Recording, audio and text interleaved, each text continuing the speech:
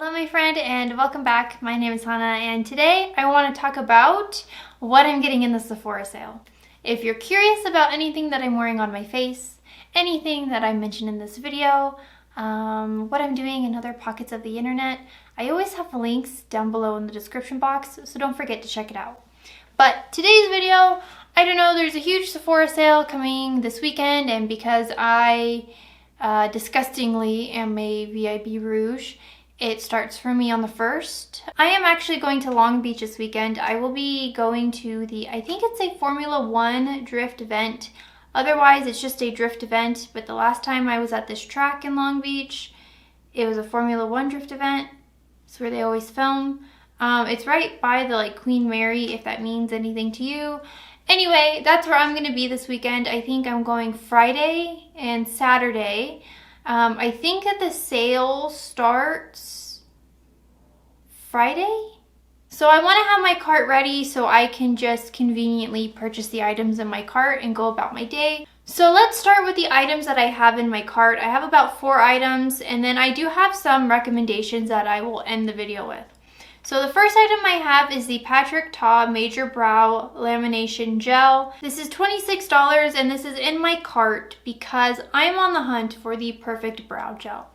I want something that works in the way that the ABH brow gel, when you apply water, works for me without being so messy. I like how quick it is to do the ColourPop one, and just toss it in my brow. But I don't know if I necessarily need a colored gel.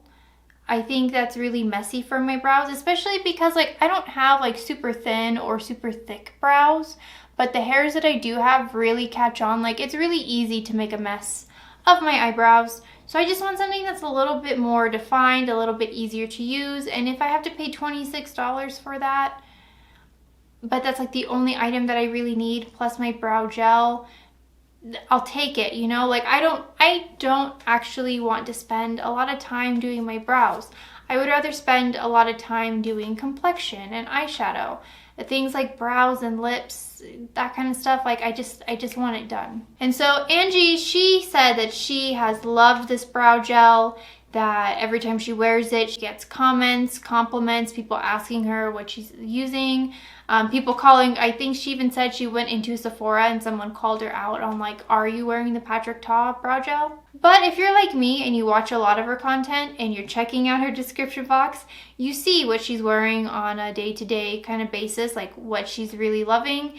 And she's been using that brow gel a lot, and every time she's used it, I've really loved how her looks have come out. For that's enough reason for me to also think that this brow product will work out for me, because Angie and we have a lot of similar preferences. The next item I have is the Charlotte Tilbury Beautiful Skin Medium Coverage Liquid Foundation with Hyaluronic Acid in the shade 6 Neutral. This is $44.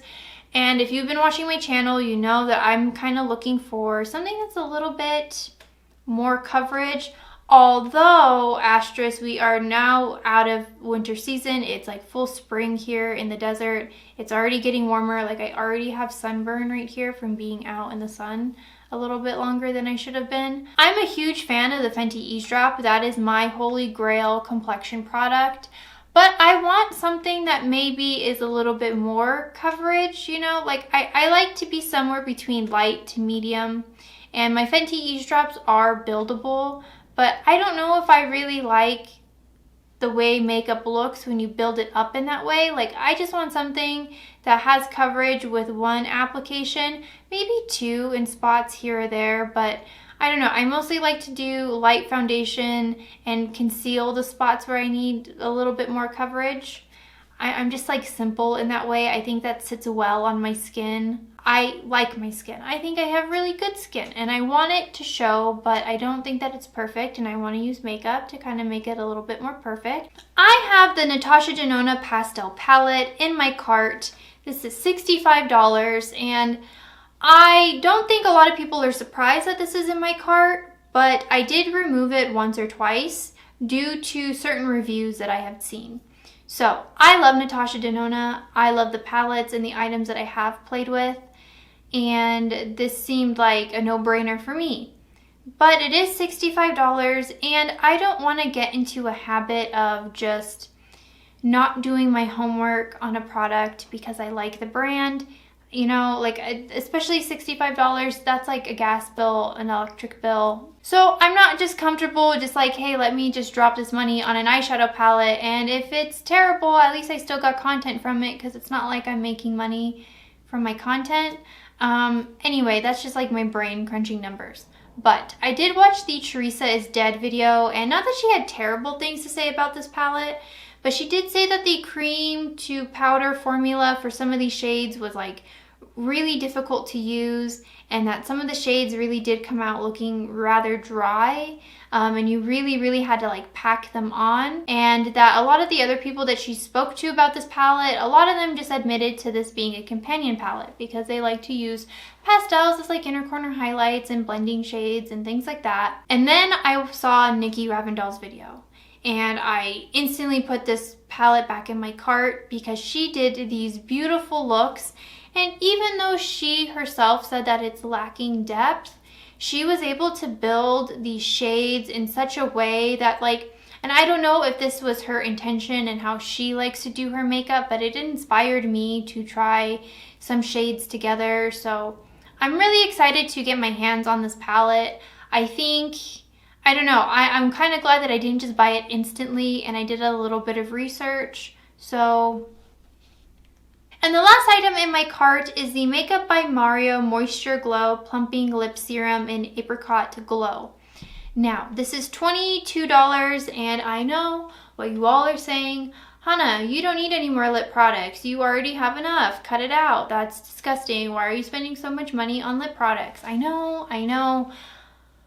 But hear me out. I've been wanting to try this lip product for a while, and now that I don't have to wear masks at work, that means I can start wearing my lip products a little bit more. And if I'm being honest, the kind of makeup I do for work is just like a base that I could kind of like lightly touch up before I sit down and film and do like a full eye look and everything. And this has just been one of those lip products that has caught my eye, and if I could get it on a sale, I said that I would get it on a sale. And so that's what I'm gonna do. So those are all the items in my cart. That comes out to a total of $157. And like I said, since I'm VIB Rouge, I believe I get like 20% off. That's still fairly expensive, I know. And I just found out that Melt Cosmetics is releasing their Gemini palette, and they're releasing part 1 and part 2. Each palette is $58. I could either get both palettes and nothing from the Sephora sale, or I can get stuff from the Sephora sale and not the Gemini palettes. We'll see what I end up doing. But other suggestions that I have for the Sephora sale, if you haven't gotten your hands on the Fenty Eavesdrop, this would be the time to try it. I think that it's a really wonderful product. It's not too dewy, it's not too matte, it's somewhere right in the middle. It's what I'm wearing right now, and my skin just feels nice. I would also include the ABH Cream Bronzer. This is a holy grail bronzer for me. I really love it. It's so nice and flattering. It's not too warm, it's not too cool. I don't think the product is advertised in this way, but I feel like it has a cream to powder kind of finish because it's really easy to blend into the skin. I can put it on top of powder. I would also suggest the Melt Precision Lip Liners. I believe those are $19, but if you can get them on a sale, it's really worth it. I think if you can find your perfect shade or a shade that complements your favorite lip product, I would go for it. I think they're really nice. Like I said earlier, I don't like to spend a lot of time doing brows. It's like my least favorite part of doing my makeup, but I like when my brows look really good, like today. And today I'm just wearing the brow powder and the ColourPop brow gel, and it looks really nice. I will also pair this with my NYX brow pen. The powder doesn't like ball up or do anything weird. It's actually really nice. So if you can get this on a sale, I couldn't suggest it more. But let me know in the comments down below, what are you picking up on the Sephora sale, or are you skipping it altogether? Are you like me where you're on the fence about buying something from Sephora or buying something from Melt? I would love to hear your thoughts and opinions down below, and I will see you guys in tomorrow's video.